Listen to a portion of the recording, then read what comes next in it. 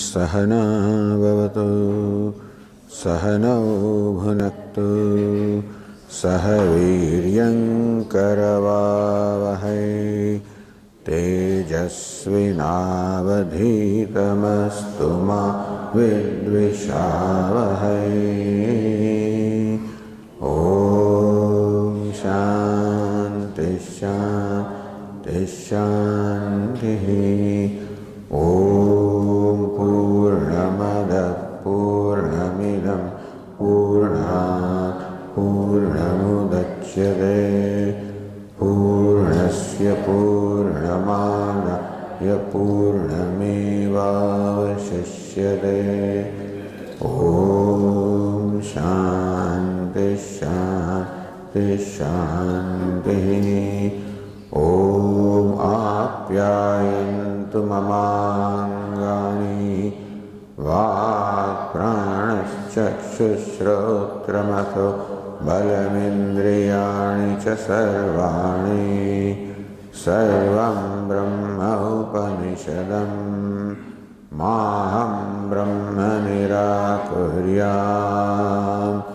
मा ब्रह्म निराकरोत्। अनिराकरणमस्तु अनिराकरणं मे अस्तु तदात्मनि निरतय उपनिषत्सु धर्मास्ते मयि सन्तु ते मयि सन्तु। ॐ शान्ति शान्ति शान्तिः। श्रुतिस्मृतिपुराणानाम् आलयं करुणालयं नमामि भगवत्पादं शङ्करं लोकशङ्करं शङ्करं शङ्कराचार्यं केशवं बादरायणं सूत्रभाष्यकृतौ वन्दे भगवन्तौ पुनः पुनः। ईश्वरो गुरुरात्मेति मूर्तिभेदविभागिने व्योमवद्व्याप्तदेहाय दक्षिणामूर्तये नमः। ॐ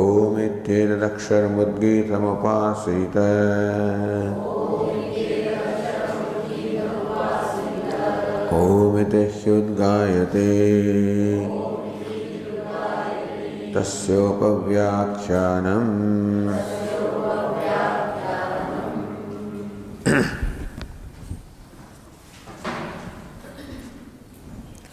सोऽहं भगवः मन्त्रविदेवास्मि न आत्मवित् श्रुतं ह्येव मे भगवद्ऋषेभ्यः तवति शोकमात्मविदिते। सोऽहं भगवः शोचामि तं मा भगवान् शोकस्य पारं तारयत्विति। तं होवाच यद्वै किञ्च एतदधिगीष्ठाः नामैवैतत्।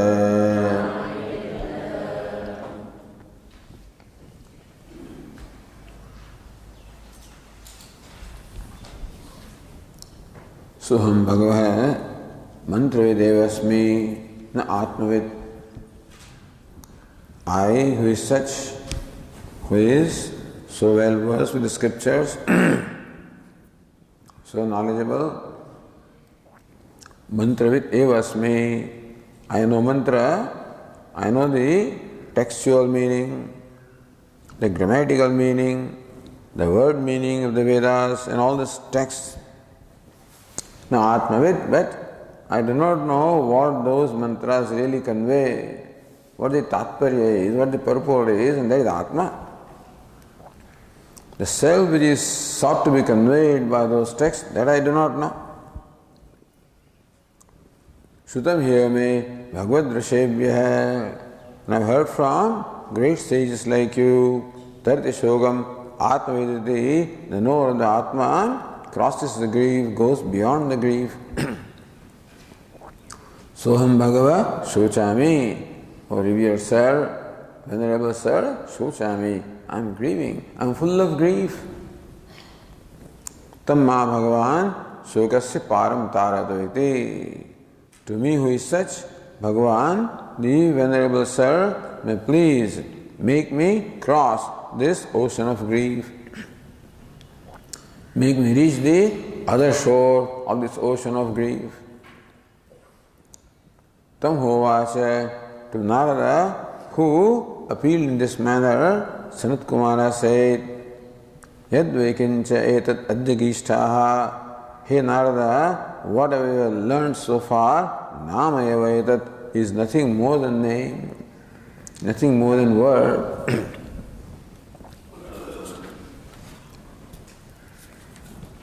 Tasmat soham mantravit karvit eva asmi. So mantravit is, one meaning was knower of just a text, textual meaning.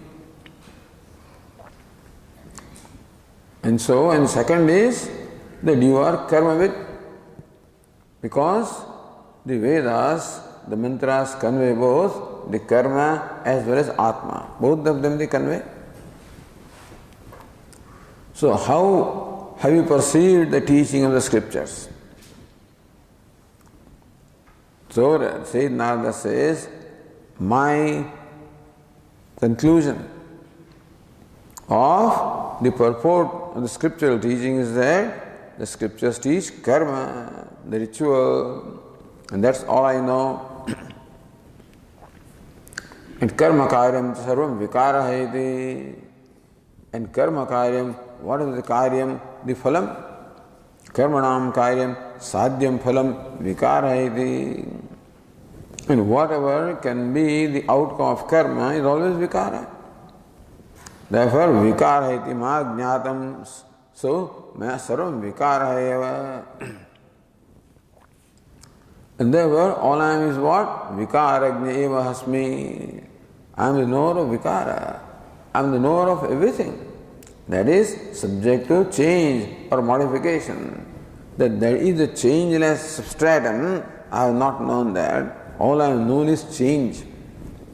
Traigunya Vishaya Vedaha. Nistraigunya Bhavarjuna. Vedas talk about both. Traigunya Vishayaha. As far as the Traigunya, the creation in the realm of the three gunas is concerned, that's also what Vedas teach, and that's karma and the karma phala. Nistraigunya Bhavarjuna. The Vedas also teach that which transcend the three gunas. That's the Atma that I have not known. So what I have known is within the scope of the three gunas, which is created, which is perishable, which is changing, and that's all I have known. So far, my understanding of the life is that life, the truth is changing, subject modification, perishable. Na Atmavit, but not Atmavit. Na Atma Prakriti Swarupajnyaha ityartha. But I have not known the Atma Prakriti Swarupajnyaha. The Jnana, the knower of the Swarupa, the true nature of the Atma, that I have not known. So Avikara Atmadu Tattvato na jnataha. I have not known the Atma in the real sense, which is Avikara, changeless. Vikarasya cha vinashitvena tasya shoka hetutvena tan nivartakatvam. And vikarasya vinashitvena. Whatever is vikara, whatever is modification is vinashi, is perishable. And tasya shoka hetutvena. It is a vikara, it is that which is perishable, which is what causes shoka or grief. So it is perishable that causes grief. Yad viditam tan alpam martyam dukkhatmakam heyam. whatever is known. So that viditam also is the same viditam. So whatever is known as an object of knowledge, whatever can be objectified, is alpam, is always tucham, limited in time, place, in attributes, dukkhatmakam, and therefore it is the cause of all dukkha. Again, it is not the martyam which causes dukkha, but from the martya I have the expectation of amaram. That's the problem. My expectation is, because that's what I am seeking. Basically, what every human being is seeking is immortality. Knowingly or unknowingly, each one of us seeking immortality. The permanent, the purna, the complete, that's what is the inherent desire in everybody's heart. And so that's what I expect. So that's what I expect this world to provide me. So from the vikara, which is vinash or perishable also, my expectation is to achieve the imperishable. It is that expectation which becomes failed, that's what causes grief. So grief is caused by the disappointment that comes because of the failed expectation. Not that perishable causes grief, but my expectation of the imperishable from the perishable. But why do I expect? Because that's what I want. Only thing that I want in life is the imperishable. That's all I want. The immortal, that's what I want. Therefore, that's what I'm looking for. Like Hanuman is looking for his Rama in those pearls. Breaks open each pearl, looks what is within. Is Rama there? Throw away. The Jivatma is thus looking for Rama, for the immortal, for the imperishable, in every achievement. So karma karyam, karmanam karyam, sadhyam phalam. Through karma or through effort or action. So my interest in action is karmanam karyam phalam. So karma phalam, the outcome of the karma is of my interest. And from there I am seeking immortality. And that naturally I don't get, and that's what makes me feel frustrated, unsuccessful, a failure, and that's what causes grief. Meaning that whatever accomplishments are there, whatever achievements are there, I'm not able to in any way remove that sense of incompleteness regardless of what I achieve. So neither the world can provide me the immortality, nor my achievements can provide me immortality. And therefore, tasya shoka hetutvena. So this very vikara in a way becomes the cause of grief. But not vikara, as I said, nothing can cause me grief. What causes me grief is the way I relate to things. What is the relation? What I expect from them.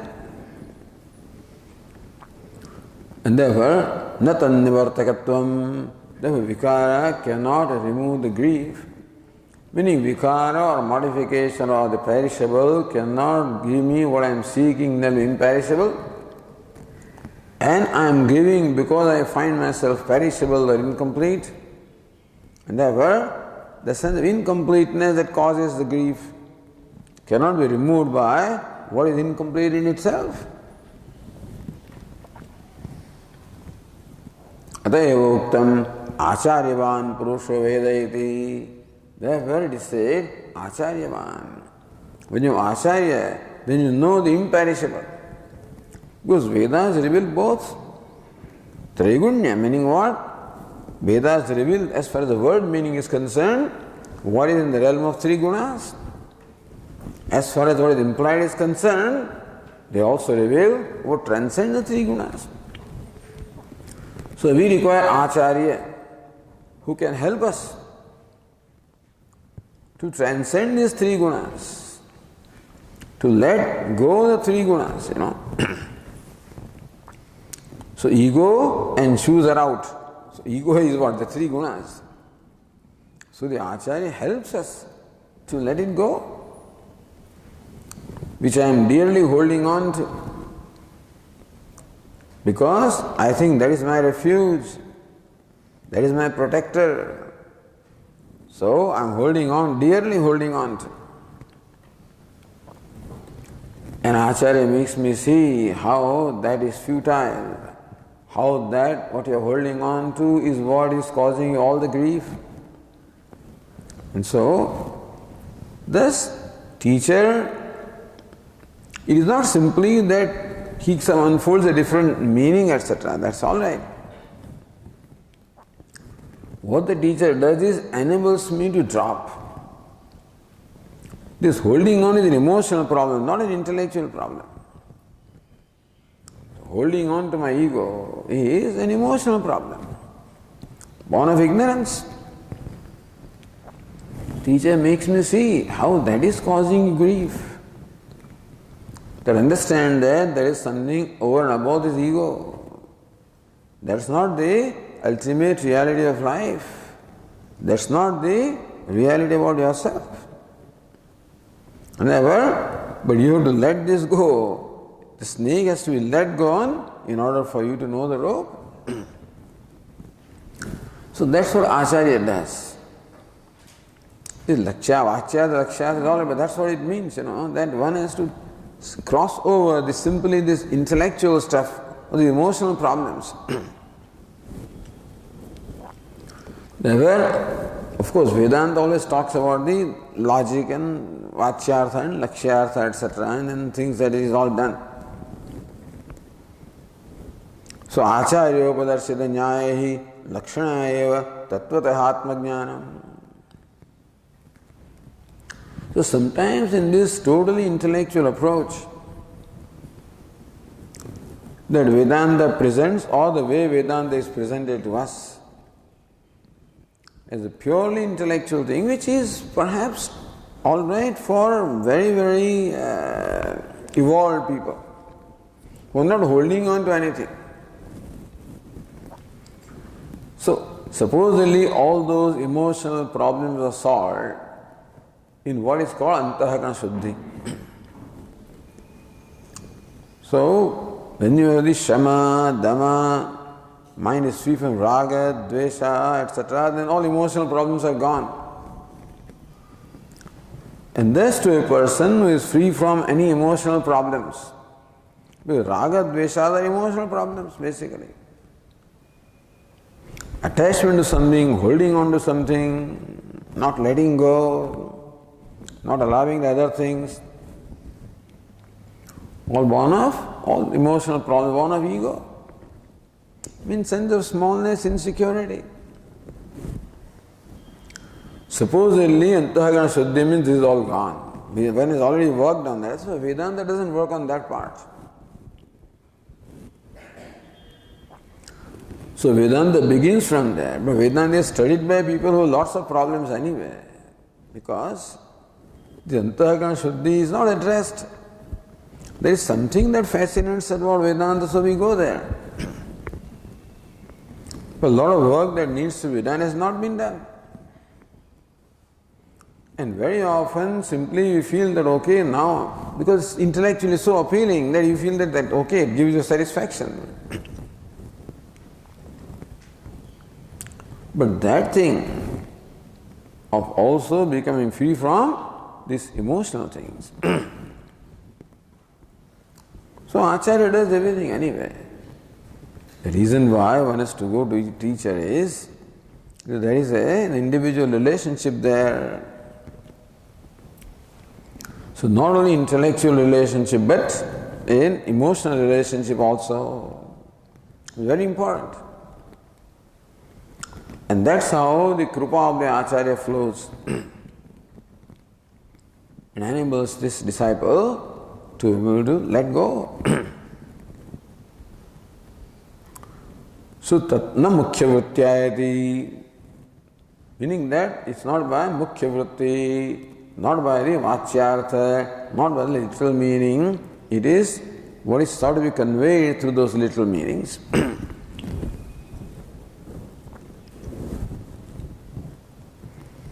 So ityadi yato vacho nivartante, meaning that here these words mean the literal meaning, where the words cannot reveal the Atma by the vachyartha or literal meaning.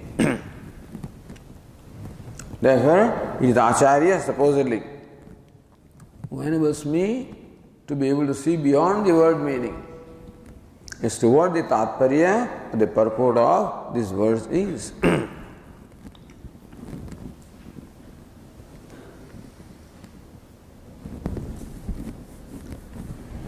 Then says Anandagiri, Matahi tava atma vidya bhutiti. Alright. So if you have not known the Atma, it doesn't matter. Matari tava atma vidya bhut. We will not have the knowledge of the self. Iti ashanke shok nivritti upayatvena tad apeksham suchayati. Shok nivritti upayatvena. But the only upaya, the only means of shok nivritti, the freedom from grief is only Atma Jnana. That much Sage Narada knows. That's the advantage of satsang. That's how you know. So the Swami just from pocket books and things like that, you somehow come to know this. So that's how Sage Narada is known through satsanga. As the Chhandogya Upanishad, Kasmin bhavo vijñāte sarva vijñānam bhavati. How did that question arise? This is what from the Vidvat, Samsad, Vidvat Sabha and all the discussions I have learned that there is something knowing which everything becomes known. So here I have heard from great people like you, that's what it said here. That I have recognized that my basic problem is grief, shoka, moha, grief, delusion is my basic problem. The reason why the Bhagavad Gita is most appealing is because it directly touches this human problem of shoka and moha, grief and delusion. And it does not take for granted the Antakarana Shuddhi, it addresses the people, essentially a mumukshu. Mumukshu, of course, not a samsari. Bhagavad Gita also is not useful to a samsari who wants to get some samsaric gain, that's not possible. Bhagavad Gita also is for a mumukshu. Yash shreyasyat nishchitam brohitan me. That by which I can eat nishchitam shreya, that you tell me. So nishreyasa he wants, of course. Then only is no value for this universe and this world, the kingdom of this world and the heaven. He says, no value for that. But still the emotional problems still remain. Aham esham ete mama, I am theirs, they are mine. That remains. Call it asakti, attachment. So that remains. Further, all karma yoga and all of this is taught in the Bhagavad Gita.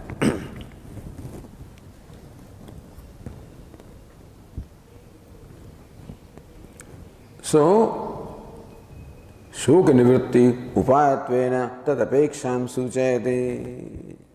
This is an apeksha, the expectation, the need of Atma Jnanam, the self-knowledge is what? Shoka nivritti upayatvena. So that's why he wants to know Atma. So some people want, the desire for knowing Atma arises differently in different people.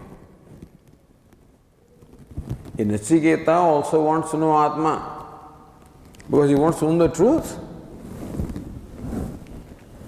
Whereas Sage Narada wants to know Atma because he wants to become free from grief.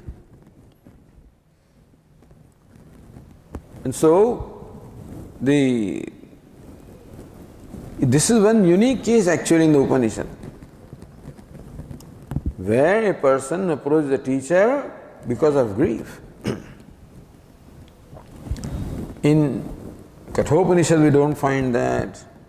Ishavasya, Kathopanishad, Kyanopanishad, Prashnopanishad, Mundakopanishad, we don't find the shoka being the cause for reaching the teacher. Nor 6th chapter, nor 8th chapter of the Chhandogya also. It's this chapter, 7th chapter. But this is all. Afterwards, no shoka is talked about,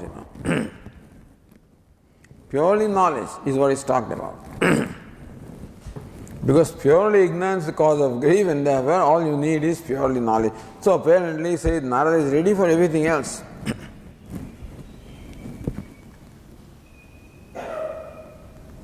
So Shrutam, therefore, the Bhashya says in the line in page 300, or the Zitika also says, Nanu Atma Vitva Bhavepi Upayantarana Shok Nivritti Bhavishyade Ashanke Uktam.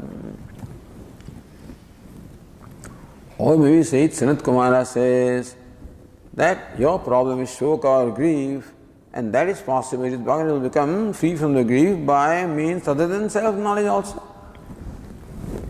To that, Sayyid Narada says here, Shrutam agamajnanamastyeva hi yasmat me mama Bhagavad Drishebhyah Yushmat Sadrishebhyah Tarate Atikramati Shokam Manastapam Akrutartha Buddhitam Atmavita Ityataha.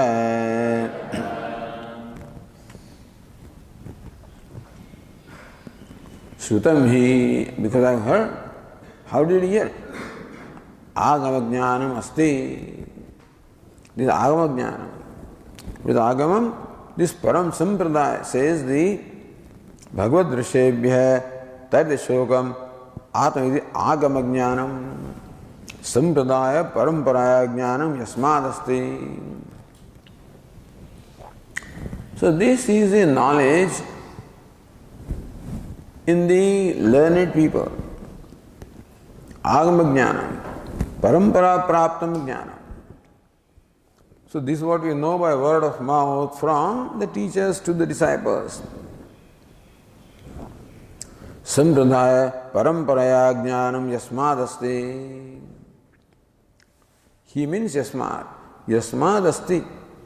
Yasmad shrutam. Meaning yastat agama jnanam asti. Because there exists the traditional knowledge, this traditional understanding, or the understanding coming down from the wise. What is it? Tarati shokam atmayadi bhavadrishebhyah. Coming down from great sages like you, yushmat sadrishebhyah. By the great sages such as you. And so that is why it becomes pramanam. Where does it come from? That is important. So agama also is pramanam. Not coming from any Tom, Dick and Harry, but coming from most venerable people, most reverential, learned people, trustworthy, learned, reverential. Their words carry a lot of weight. And so, he yasmat agama astyeva. In these circles of the learned people, this is a common knowledge that the knower of the self goes beyond the grief. Tasmatma upayantaram shoka nivritto sampadyate iti sheshaha. Therefore, shoka nivritto, for becoming free from grief, upayantaram na sampadyate. There is no other upaya. There is no upaya means other than self-knowledge for shoka nivritti, for freedom from grief. So because this knowledge exists, or because this understanding is there, coming from the learned people, that everybody knows. There is only one upaya, one means for shoka nivritti, that everybody knows. And what is it? Self-knowledge. Everybody knows means those are exposed to that sampradaya.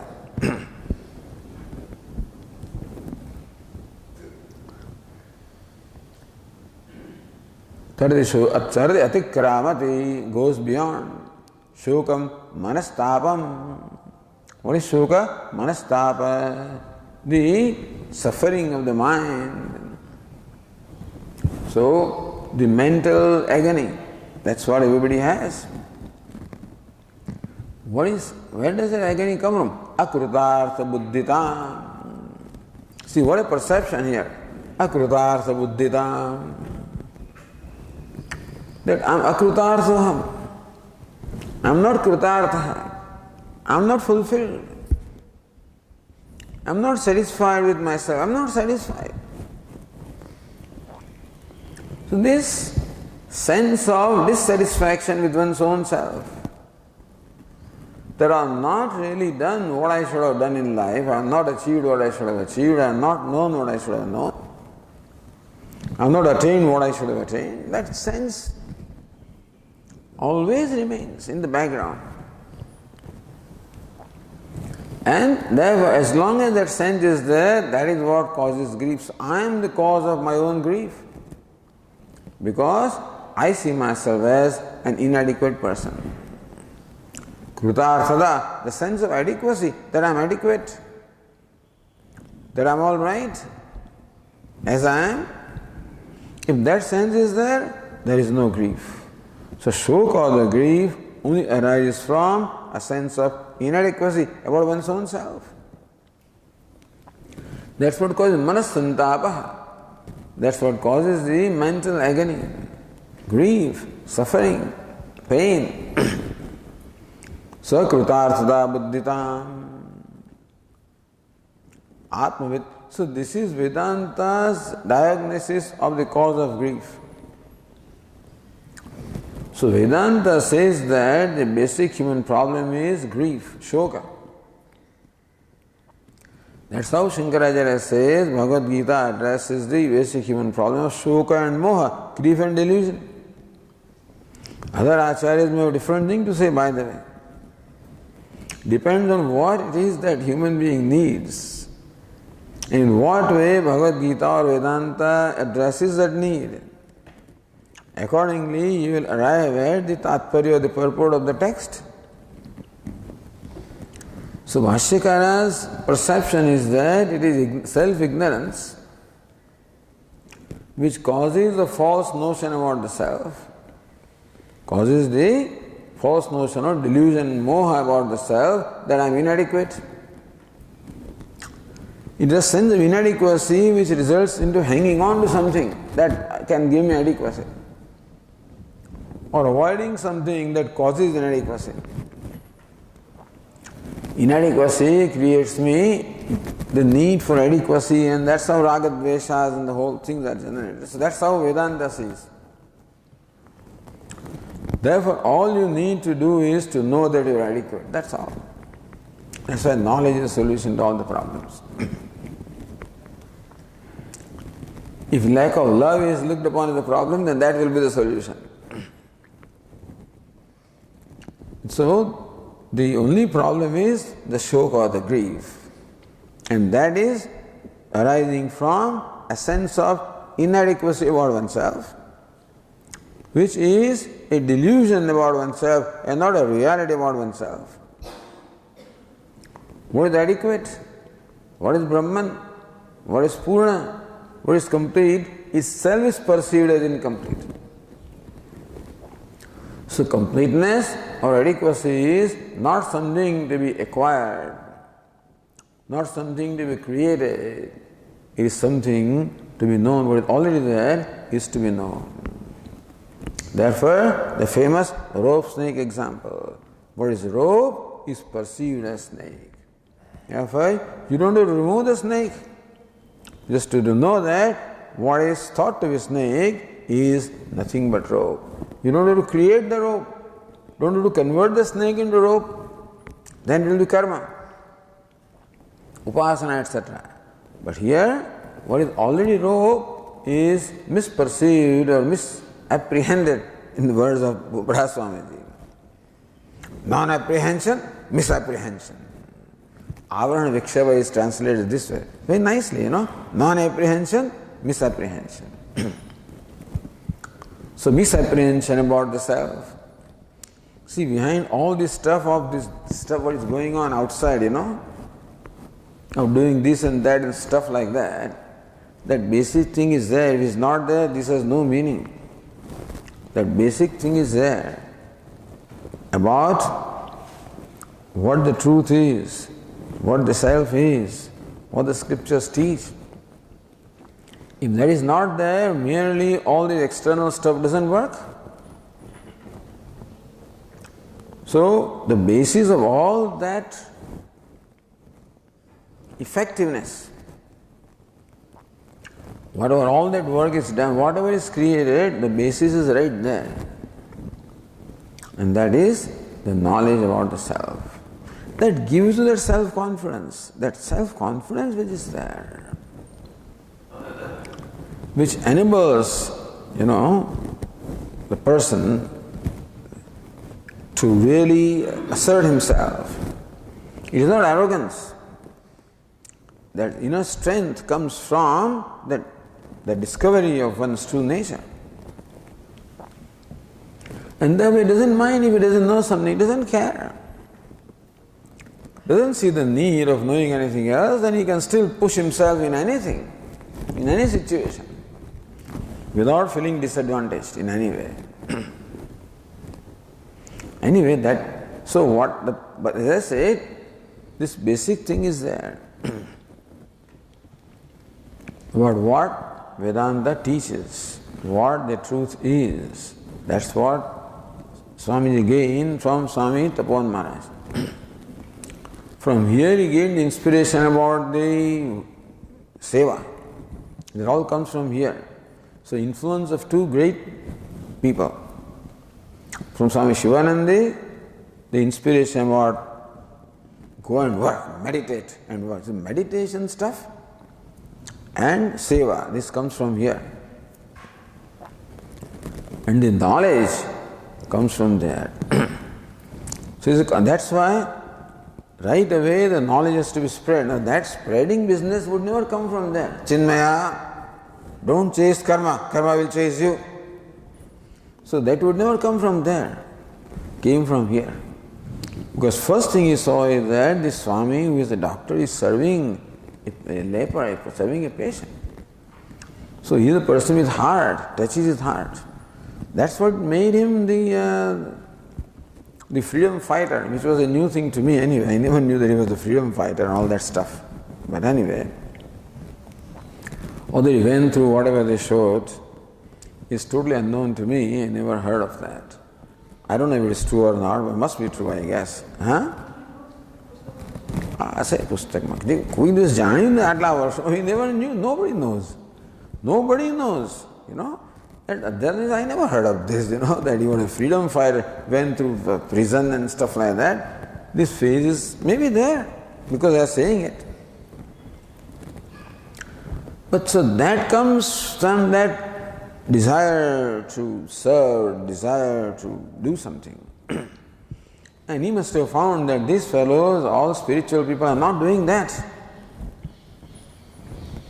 And so the spirituality which does not come out as the service of the human beings is no good, no good.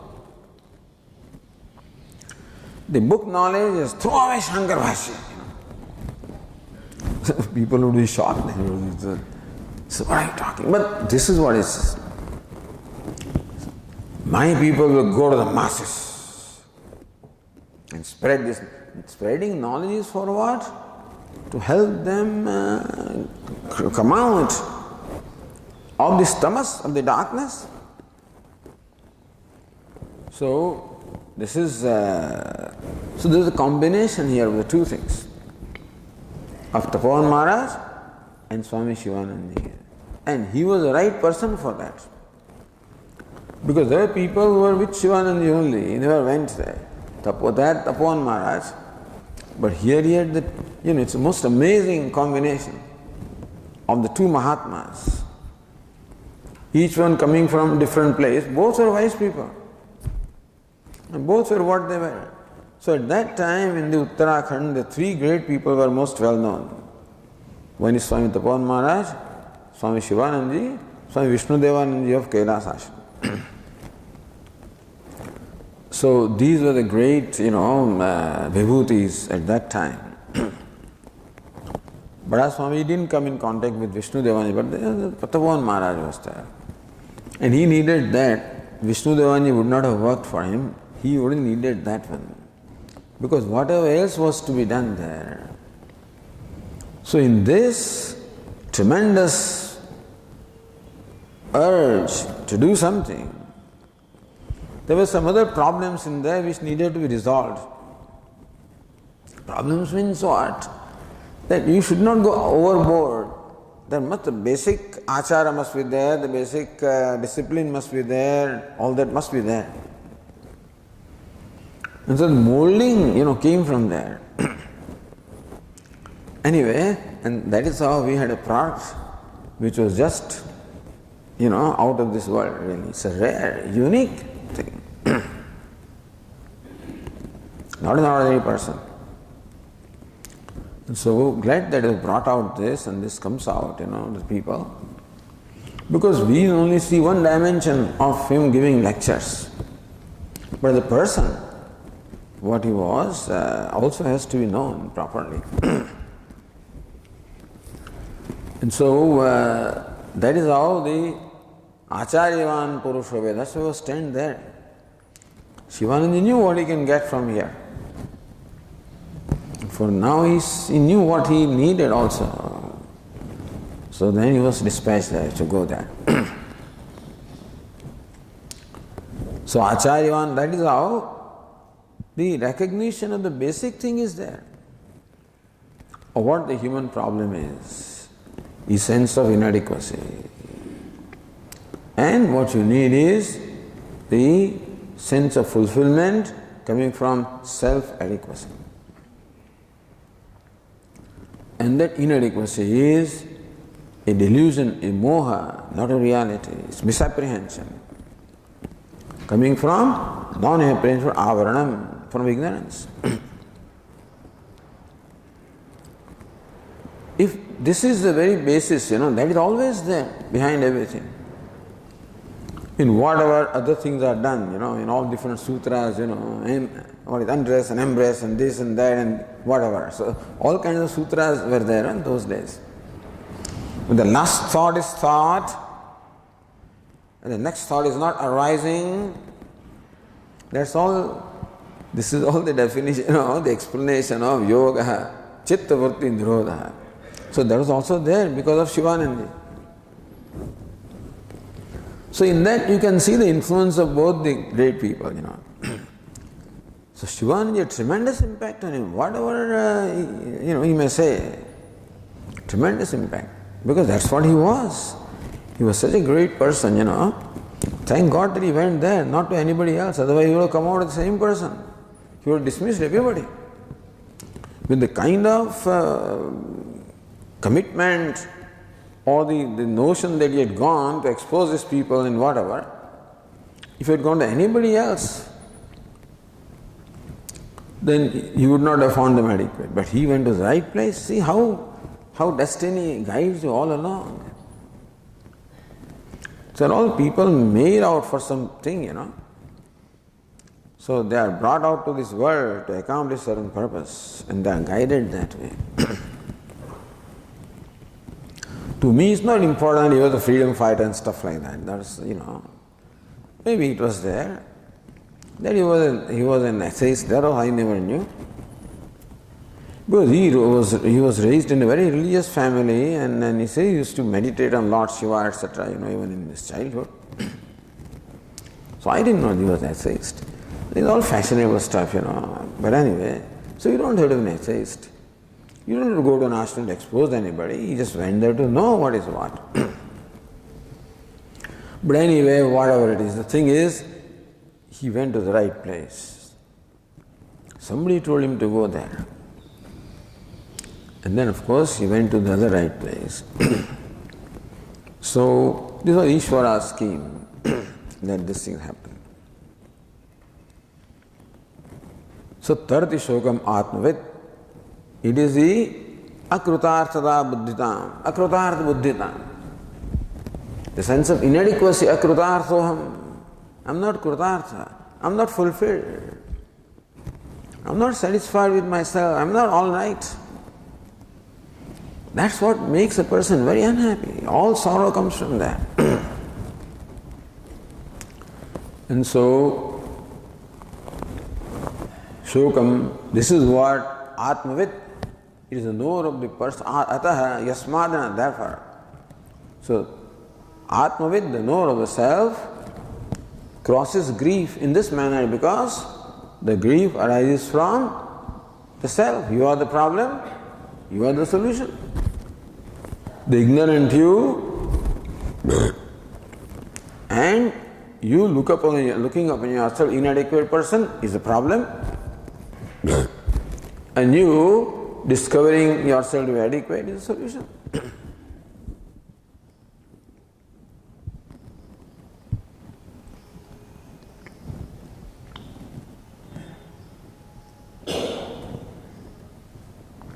And so the Bhashya says further, Soham anatmavitvat he bhagavah shochami akrutartha buddhya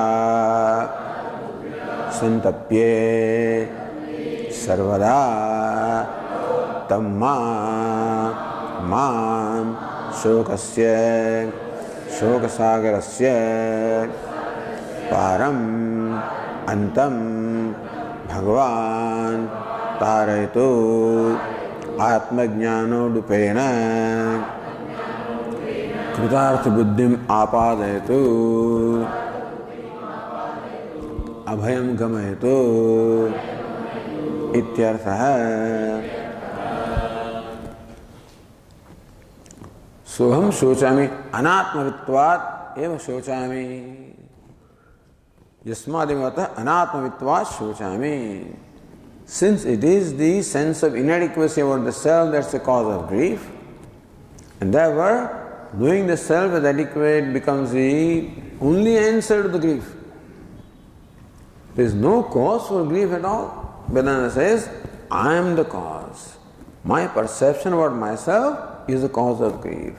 And therefore, what needs to happen is a change of perception about myself. And that is where Antahkarana Shuddhi comes. That is where the cooperation of my own mind comes. Atme bhai atmano bandhu. That my mind should become my bandhu. It should become my beneficiary. That it cooperates in making me see that I am all right. Because the mind itself all the time resists. No, how can you be all right?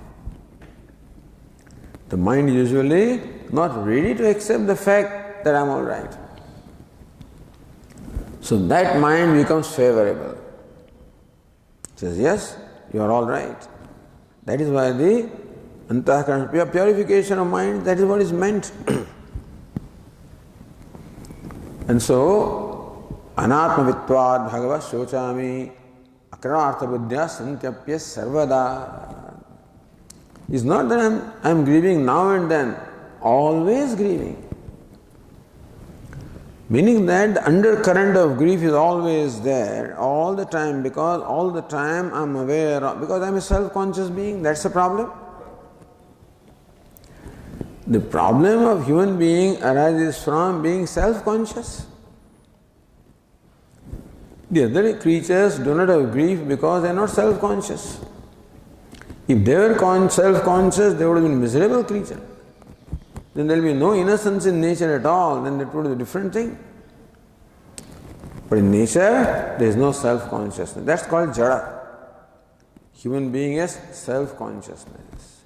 And therefore, conscious of himself. Which self? An inadequate self. And I'm always self-conscious because self is self-revealing. Therefore, there is always consciousness about the self. And that consciousness is, I am inadequate. So, sarvada shochami. I am always grieving. constantly grieving. Santapye, so that manasa santapa, the mental suffering is always there. That's why I try to run away from myself by engaging myself in different activities to avoid myself, or to create some kind of intoxication by some kind of a mental experience of pleasure. So I intoxicate myself and that's how forget myself. Or I engage myself in some activity to avoid myself. So human beings' constant endeavor is to self-avoid. That's called samsara. Trying to solve the problem of grief in a way which cannot be solved. By avoiding myself, I cannot solve the problem. By forgetting myself also I cannot solve the problem. So two things I try to do, avoid myself or forget myself. Because as our Swami used to say, the Shruti is always there. They're drawn. So when the singer is singing, behind him is the Shrutanpura, which drawn is going on all the time. You don't hear it. When he sings a raga, they don't hear it. It's there. When the Ravan raga is complete and the gap before the other raga is started, then you can hear that. So when one desire is complete, other desire arises in between, there is a period of time, that's when you, I want. So that is a wanting person. Basically what I want is a wanting person. A lacking person keeps on saying, I want. The Shruti is always sarvada santapya. Meaning that grief is always there in the background of everything that I do. Meaning that whatever I do is all done because of grief. Everything that I do is a result is result of grief, originating from grieving itself. So what can I do? A grieving person only spreads grief. What else can he spread? Then I cause grief for others also. I am grieving, I cause grief for others also. That's what we can do. A grieving person spreads grief. The whole world is full of grief, that's all it is. Lokam shoka hatam cha samastam. So, whole world is what shoka hatam. Is only in the influence of shoka or the grief. Vidya vyadhi vimana grastam. Lokam shoka hatam cha samastam. Vyadhi abhimana grastam. What perception, So, vidhi vyadhi abhimana. That's all there is. The world is vyadhi and abhimana. Shoka hatam cha samastam. So it says santapye sarvada. Had it been an occasional thing, then you could have said, all right. If grief came now and then, but this doesn't leave me. I just can't get rid of that. Tam mam shoka sagarasya param antam. Grief is what? Shoka sagara. It is ocean of grief. Param antam. May you take me, may enable me to go to the other end of this ocean. Bhagavan Tarayatu.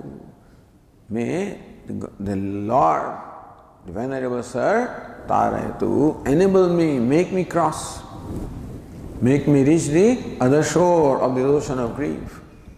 How? Atmajnana Urupena. So, Urupena Atmajnana Khyena Plavena Idyavata. Abhichedasi papebhya sarabhya papakruttama sarvam jnana plavenaiva vrijinam santarishyasi. So jnana plavena, by the plava, means by the boat or the raft actually of the knowledge, enable me to cross this ocean of grief. Atma jnana urupena kritartha buddhim apadayatu. So what is meant by enable me to cross the grief? Kritartha buddhim apadayatu. Kritarthata buddhim. That I am kritartha. That buddhi or this knowledge, this sense call it experience, call it knowledge, call it whatever you want, but then therefore this feeling or this discovery on my part that Kritartoham, that I am adequate. Apadayatu, gamayatu, so abhayam gamayatu. So this grief is causing all kinds of insecurity and fear in me. That's the same thing. You call it grief, call it fear, call it insecurity, call it what? So therefore abhayam pratishtham, in the way you call it so, abhayam vaijanaka praptosi. So sometimes abhaya. So call it fear, call it grief. Abhayam gamayatu.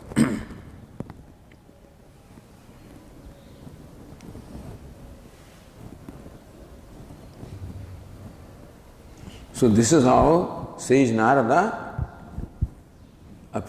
presented himself to sage Sanat Kumara.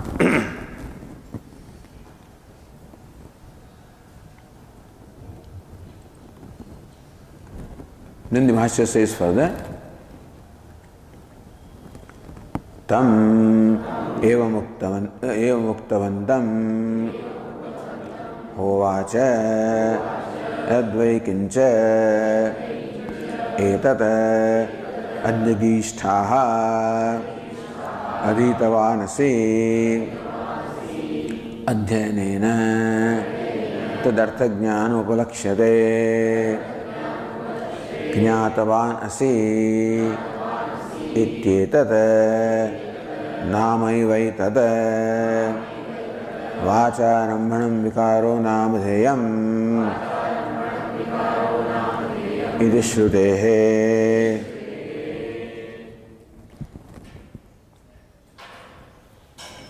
Tam, to him, to sage Narada, eva muktavantam.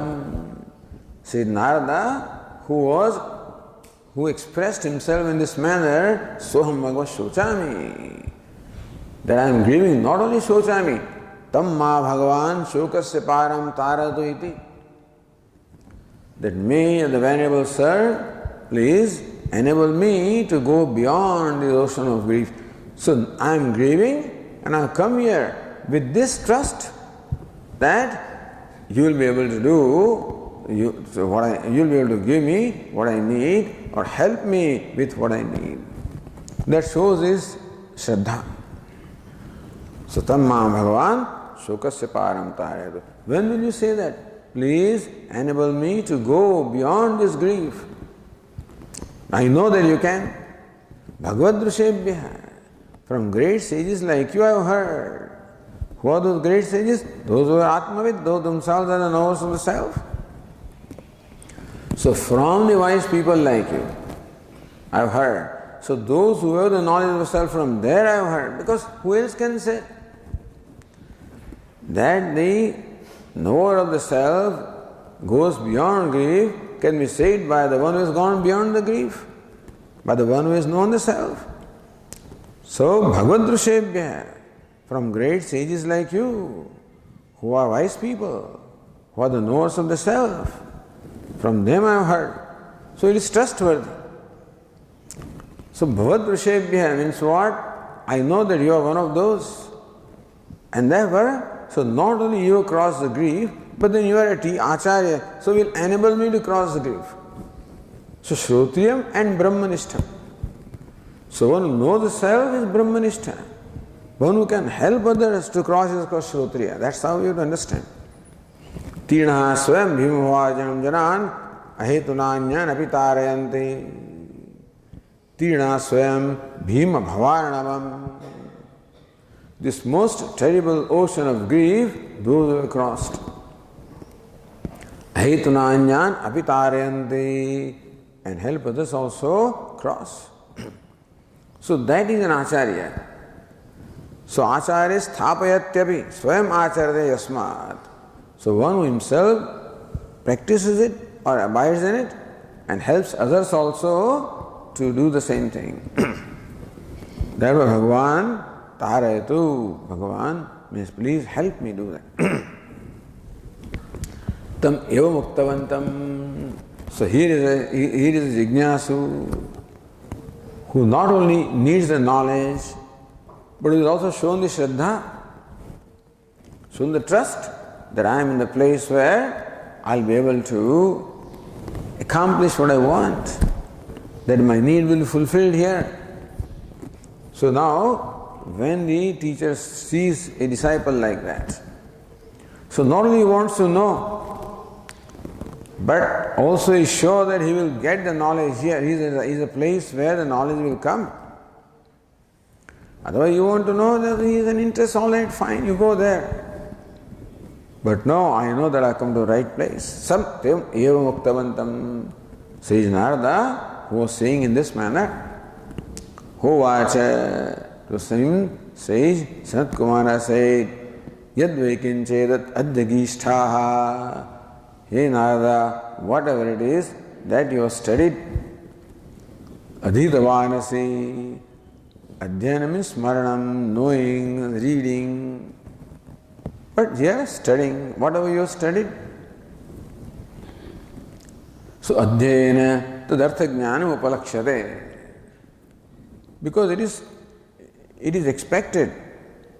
When it said that, so one should study the Vedas of a known branch, svadhyaya adhyetavya. One should study the Veda of one's own branch. It is expected that he must also know the meaning of the Vedas. So first, the Vedic teacher will ask him, make him memorize the whole text and then explain the meaning of the text. Along with that, grammar also is taught, Vedanga are also taught, and then the meaning also is taught. So it is understood that not only sage Narada knows, can recite this text, and then we reciting, but then he also knows the meaning of what he recites. What meaning? The textual meaning. So, in our language, vachyartha he knows. Adhyena tadartha jnanam upalakshate.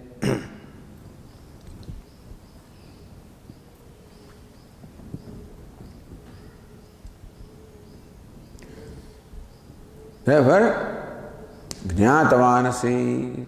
So, adhitavanasi means what? Jnatavanasi.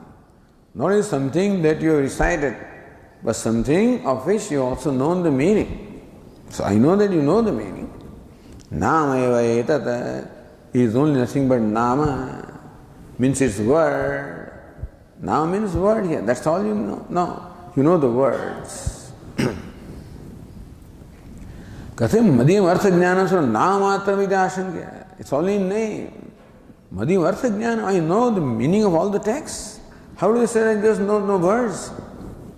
Vacharambanam vikaranam iti shrute. Because you know the meaning as vikara. So Bhashyakara is karma karyam vikara. So whatever is the effect of karma, that's why the second Tikakara said karma also means the object. So karma karya means that knowing anything is an object. So these texts reveal both object and the subject. So you know the object part. What the objects this text all reveal that you know, and that's all vikara. And therefore it is mithya. So you know only the mithya aspect of all what this text reveal. So vacharambanam, vagarambanam, only hanging on the speech, originating from the speech. Speech here means the words, originating from the words, as good as the words, that's all. And therefore call it nama, call it word. Nama, that's all you know are the words, that's all you know. That's a very bold statement, to be told to say Narada who knows everything. And this teacher says, hey, you just know the names. So that shows his strength, that where he's coming from. So, young man, see me tomorrow evening. I'm busy, see me tomorrow evening, that's all. And so, he also saw him, otherwise he was gone from sales somewhere else, he may have gone, I don't want to see you. But then here he stayed to see him the next evening, and then stayed and stayed and stayed. So, that's why he says, Nama eva etata. This is all name, that's all it is. Now, the Tikakara, Narayanendra, Abhinava Narayana says in the line number 32, Adhigishtaha Nameva Etadyatra Ekam Namapadam. So the word Nama arises in several places, more than once. Yet Vaikinchit Adhigishtaha Nama Eva Etata. So word Nama is used once there, first time. When you go to the next passage, Nama va Rugvedaha, word Nama comes again there. And in the end of this fourth passage, Nama eva etata, again the word Nama comes third time, So it looks like word Nama is repeated and repeated. Is it Punarukti? So this Tikakara explains that. Adhigishtaha Nama eva etatra ekam Nama padam. So word Nama is first time occurs here, Nama eva etat. Nama vai Rugvedaha. The beginning of next passage, Nama vai Rugvedaha. Word Nama again occurs second time. Same Nama, Atharvaveda, Yajurveda means the Nama occurs. So anyway, they don't use the word Nama again. So Nama vai Rugvedas. Then Sarpadeva Janvidya at the end, Nama eva etata at the end of the fourth passage. Idi Trutiyam Nama Padam Vartate. Thus the word Nama or the Padash word Nama appears here 3 times. Idi Trayanam Apunuruktartatvam Aha. These 3 words do not mean the same thing. This word Nama is used 3 times in a slightly different sense. Therefore, it is not Punarukti. So Punarukti or repetition in terms of word is there, but not in terms of meaning. And therefore, it is not just called Punarukti. So therefore, Adhyayana Tadatha Upalakshate. So here word Nama eva etata means Artha Jnanam. So Tatascha Prathamena Namapadena Rugvedadi Arthasya. So Artha Jnanam Upalakshate. Na Vyatarekena Vastuda Abhavat Mithyatam Pratipadyate Vacharambanam Vikaro Namadhyam means Mithya. So Nama eva etat when it is said, Prathamena Namapadena Rugvedadi Arthasya. So Rugveda, Yajurveda, all of that you know the Artha or the meaning also. Na Vyatarekena Vastu Abhavat. That meaning that is no more than the word. It is word and the meaning. So meaning always associated with the word Nama and the Artha. So Pada and Artha, they always go together. When Pada is there, Artha is there, Artha is there, Pada is there. Therefore, they cannot be separated, they are one only. So the Artha that is no more than what the Nama or word can reveal. So the Artha that is nothing but word. Only when you Lakshyata, it is something different from the word. That's why it was said that Mantre Devasmi, the word meaning, which is the same reality as a Nama, and word is Vikara, so that also is Vikara. But when Lakshyartha, then it doesn't have the same reality. This is Mithya, and that is Satyam. So through Mithya, you have to know Satyam. Therefore, Tad Vyatirekena Abhavamatra Muchyate. The Rugveda, the Artha, that meaning is not different from the name. Meaning does not exist in absence of name. Abhavamatrena. Mithyatvam pratipadyate. So the Artha, which does not exist separate from the word, is Mithya because it does not have an independent existence. The Artha, the meaning, is totally dependent upon the word, therefore it is Mithya. So whatever enjoys a relative reality is Mithya. So why did it say Vaira? So why was it said Nama eva etat? That's all you know. So giving him a shock or what? Just Vairagyartham. So just let it go. So whatever is the meaning of these words is all Trigunya. The whole samsara is the meaning of these words, Rigveda, etc., is all Mithya. For what? Therefore, don't hang on to that, just let it go.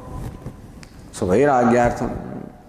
So, thus there is a great purpose behind what Sanat Kumara says, Namayava etat is that is mithya, which is what? To be let go. So, whatever the words, the meaning, word meaning is that, which is the whole creation. So, the whole universe is created from the Veda. So, all the artha is created from the Shabda or Pada. And so, that Nama and Rupa, Rupa has no reality apart from name, Rupa has no reality more than the name, and name itself is perishable, so Rupa also is perishable. It's all perishable, and that's the cause of grief. So, Vikara is the cause of grief, therefore, Vikara has to be dropped, so Vairagyartham. That can be one meaning. Yadva prathamena namapadena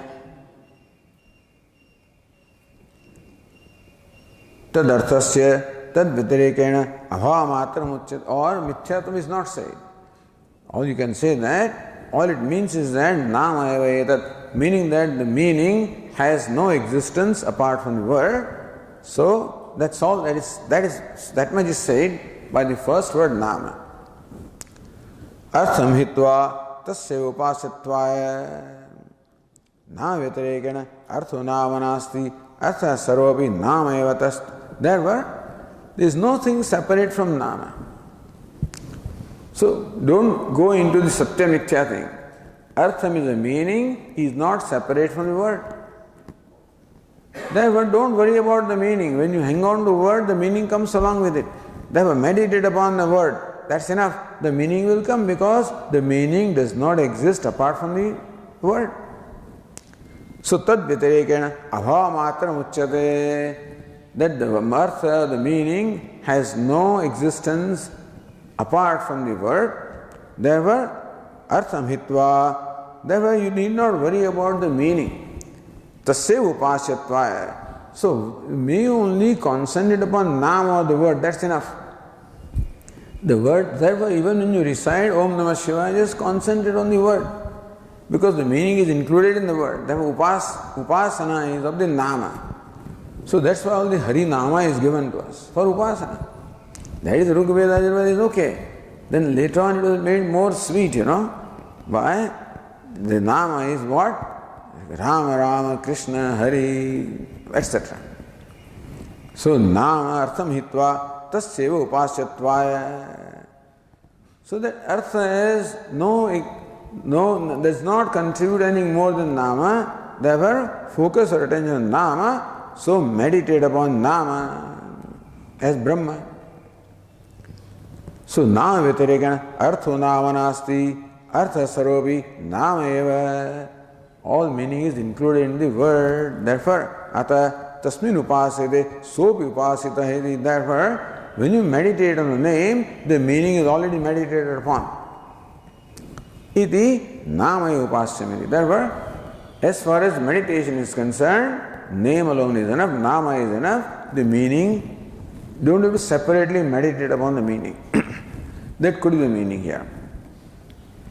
So, dvitiyena, so nama va rugveda, dvitiyena rugadina prasidhya namatmakatvam shabdatmakatvam tu sadhyate natu mithyatvam. So, where is this nama? So, Rugveda.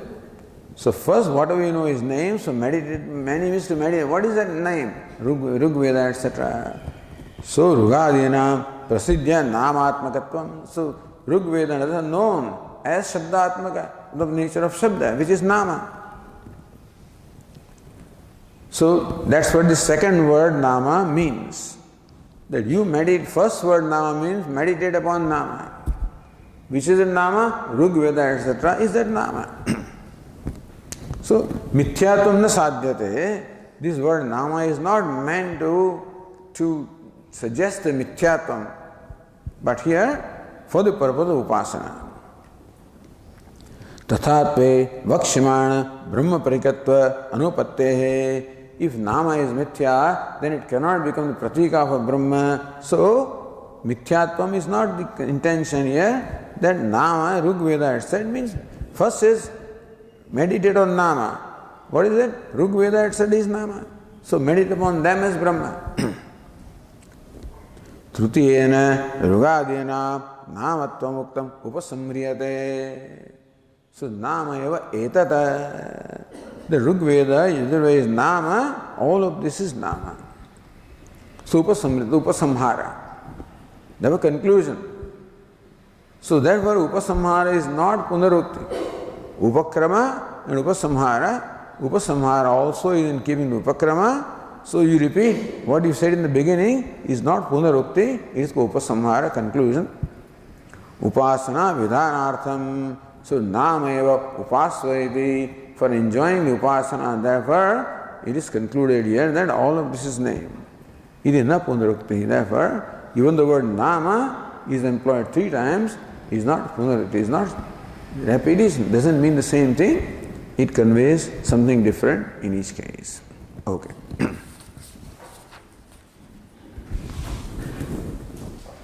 Om Purnamadah Purnamidam Purnat Purnamudachyate Purnasya Purnamadaya Purnameva Vashishyate.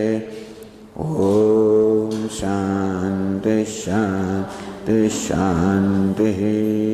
Shankaram Shankaracharyam Keshavam Badarayanam Sutra Bhashya Krutau Vande Bhagavantau Punah Punah Ishvaro Gururatmeti Murti Bheda Vibhagine Vyomavad Vyapta Dehaya Dakshinamurtaye Namaha.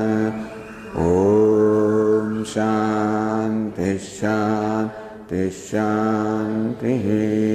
Hari Om. Shri Gurubhyo Namaha. Hari Om.